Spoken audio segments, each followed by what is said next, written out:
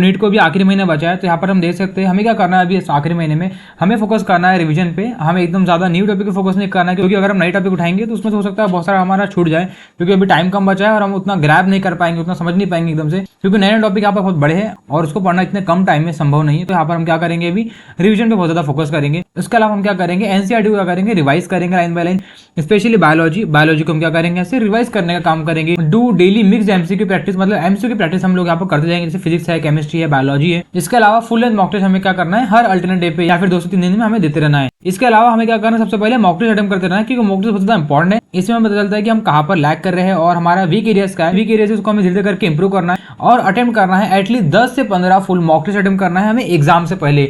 NEET की exam अगले महीने ही है, तुम्हें क्या करना है, 10 से 15 मॉक टेस्ट कुछ भी करके अटेम्प्ट कर लेना है। और सबसे इंपॉर्टेंट होता है टेस्ट देने के बाद एनालाइज करो चीज को। अगर तुम एनालाइज नहीं करोगे तो तुम कहीं ना कहीं लैग कर जाओगे, कहाँ गलती हो रही है, क्या कॉन्सेप्ट से सिली मिस्टेक क्या है, टाइम का इशू तो नहीं हो रहा, ये सब चीजें देखना बहुत ज्यादा इंपॉर्टेंट है। इसके अलावा अपना इंप्रूव करो टाइम मैनेजमेंट और एक्यूरेसी, बहुत ज्यादा इंपॉर्टेंट है टाइम को मैनेज करना और एक्यूरेसी एकदम शानदार होना। अगर हम बहुत सारे क्वेश्चन कर रहे हैं उसमें से बहुत सारे क्वेश्चन गलत हो जा रहे हैं तो यहाँ पर दिक्कत है। अगर हम लोग यहाँ पर देखेंगे सब्जेक्ट वाइज स्मार्ट टिप्स में, तो यहाँ पर बायोलॉजी है जो कि हाईएस्ट स्कोरिंग है, उसके अलावा केमिस्ट्री है, उसके अलावा फिजिक्स है। यहाँ पर बायोलॉजी वहाँ पर सबसे ज्यादा इंपॉर्टेंट क्या है, वहाँ पर इंपॉर्टेंट है एनसीईआरटी।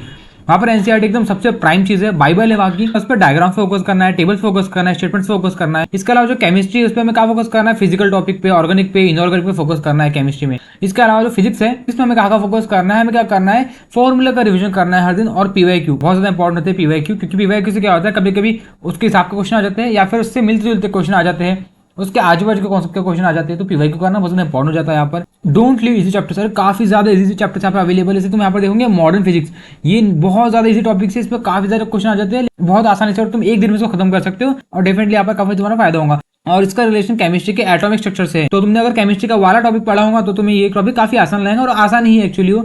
इसके अलावा सेमीकंडक्टर्स भी काफी ज्यादा आसान है, इसमें कुछ भी नहीं करना होता, बहुत सिंपल लॉजिक का यूज करके इससे क्वेश्चन बनते हैं और तुम काफी इजीली इसको कर सकते हो। बस तुम ये टॉपिक को मत छोड़ना, अगर तुम ये टॉपिक को छोड़ दोगे तो तुम्हारे जो प्राइम क्वेश्चन है, इंपॉर्टेंट क्वेश्चन, जो स्कोरिंग क्वेश्चन वो तुम्हें छूट जाएंगे। यहाँ पर गोल्डन रूल्स क्या सिलेक्शन के, अगर तुम्हें कोई भी एग्जाम में अच्छा क्रैक करना तुम क्या करोगे, यहाँ पर एक्यूरेसी अच्छी रखोगे। एक्यूरेसी अच्छी रखना मतलब क्या होता है, हम जितने भी क्वेश्चन कर रहे हैं, समझो मैंने 10 क्वेश्चन किया, उसमें से मेरे 8 क्वेश्चन तो भी सही होने को ना।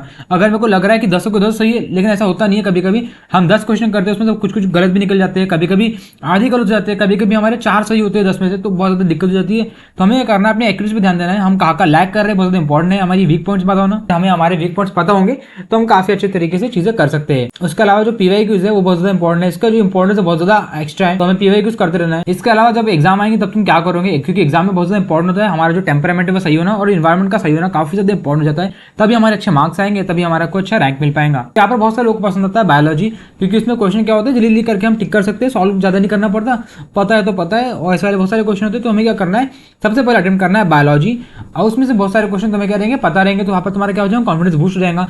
इसके अलावा तुम एकदम से जंप नहीं करना फिजिक्स पे, क्योंकि कभी कभी क्या होता है फिजिक्स के क्वेश्चन बहुत ज्यादा हार्ड हो जाता है, तुम्हें न्यूमेरिकल समझ में नहीं आएगा, तुम दिक्कत हो जाएगी, काफी ज्यादा तुम्हारा टाइम वेस्ट हो जाएगा।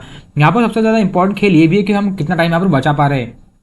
तो उसके बाद तुम सॉल्व करना केमिस्ट्री, उसके बाद तुम सॉल्व करना फिजिक्स। यहाँ पर तुम क्या करना, एक क्वेश्चन पे अटके मत रहना। कभी कभी क्या होता है 5-6 मिनट हमारे क्वेश्चन में लग जाते हैं, तभी उसका आंसर नहीं निकलता, 10 मिनट निकल जाते हैं, तो बहुत ज्यादा दिक्कत हो जाती है इससे। तो तुम्हें क्या करना है, स्टार्टिंग में तुम्हारा टाइम कम हो तो देखे, अगर कोई क्वेश्चन नहीं आ रहा तो लीव इट, कोई मतलब नहीं इसको सॉल्व करके। बाद में अगर तुम्हारा मोमेंटम बन जाएगा इसमें तो तुम डेफिनेटली दोबारा गो थ्रू करोगे क्वेश्चन को, तो हो सकता है तुम्हारा सॉल्व भी हो पाए। तो अगर स्टार्टिंग में मुंह नहीं हो रहा तो अलग क्वेश्चन पे मुंह कर जाओ, क्योंकि बहुत ज्यादा इंपॉर्टेंट होता है टाइम, यहाँ पर तुम्हारा टाइम एक्स्ट्रा नहीं मिलने वाला। और आखिर में कुछ अपना समय रखना कि वहां पर तुम रिव्यू कर पाओ कि तुमने क्या क्या अटेम्प्ट किया है, क्या क्या क्वेश्चन छूट गए, क्या क्या तुम्हें करने बाकी है, थोड़ा सा टाइम इसके लिए बचा के रखना। तुम्हें क्या करना है, अभी स्लीप अच्छी लेना है। अगर तुम स्लीप नहीं लोगे और एग्जाम टाइम पे तुम्हारी स्लीप नहीं होंगी तो तुम्हें डेफिनेटली काफी ज्यादा नुकसान यहाँ पर हो जाएगा।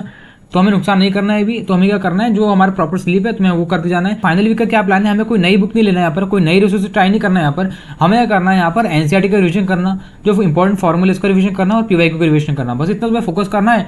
और तुम्हारा जो लास्ट वीक काफी अच्छा जाएगा और तुम्हारी एग्जाम भी काफी अच्छी जाएंगी और तुम्हारा अच्छा रैंक आ जाएगा, जिसकी वजह से तुम्हें अच्छा कॉलेज मिल जाएगा।